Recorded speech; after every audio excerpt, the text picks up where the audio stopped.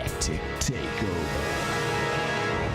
5, 4, 3, 2, 1. We all know that time is money, guys. So Amy makes sure that everybody's on time with the assistance of Keenan.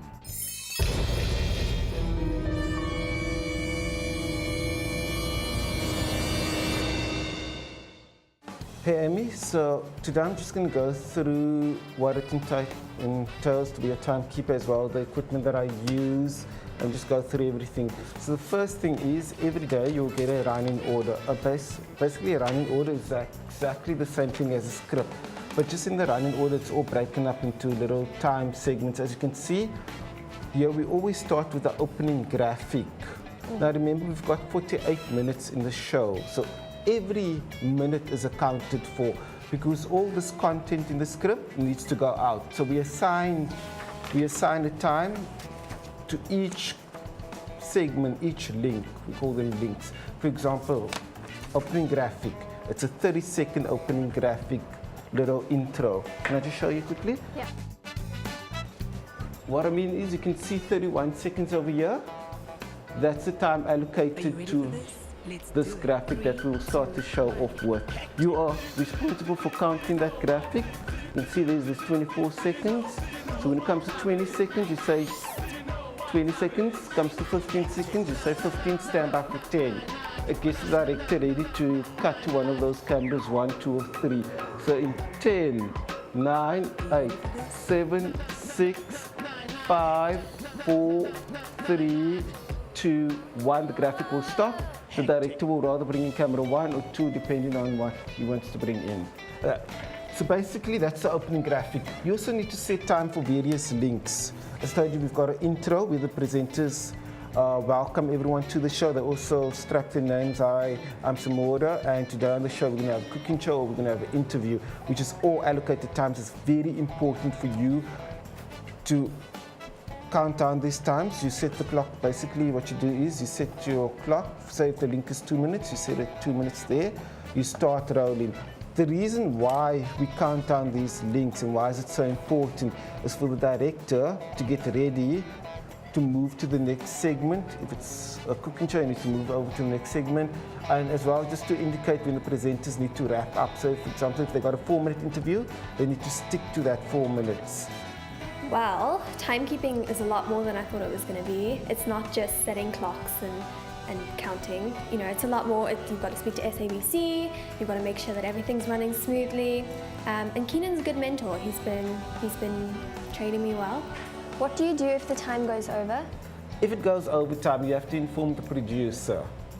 The producer makes notes. So if we do go over time on a certain segment, like cooking show or interview, they will take time away from a music video or they'll take time away from another link.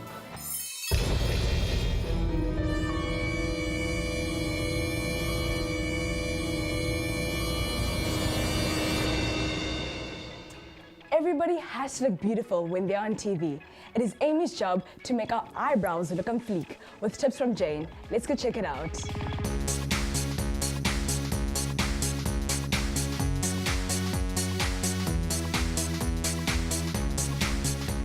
Amy, so you ready? Today's your day to do Brittanilla's makeup. Okay. She's on the live show.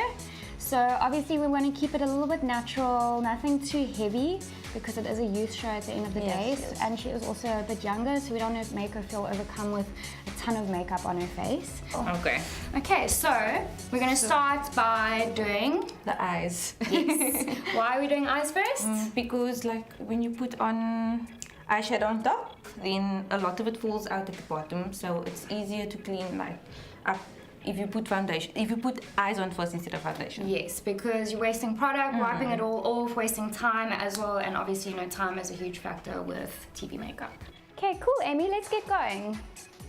Okay, so which colors would be more suitable for a darker skin like watermelon, for example? Okay, so I think to keep it more natural, like a bronzy kind of color, anything sort of around this area. You don't want to go for something that's too light because it can often look very ashy. Okay. So I would say something around this area. You can decide what you I feel will is go gonna look for good. this one.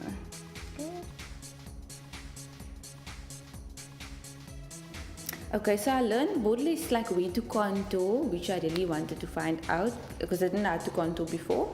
I also learned how to use your different brushes and the technique that you need to use it in to get the exact, like for example, the eyebrow shaping. So I learned more about that and how to get the precise shape with using your makeup brush correctly. Okay, then do you want to use some of the gel liner, some of the black, on top? Okay. On top to just frame the eyes, very thin line. Solid. Okay. I know you've got the favorites, which I think will look nice in Guatemala.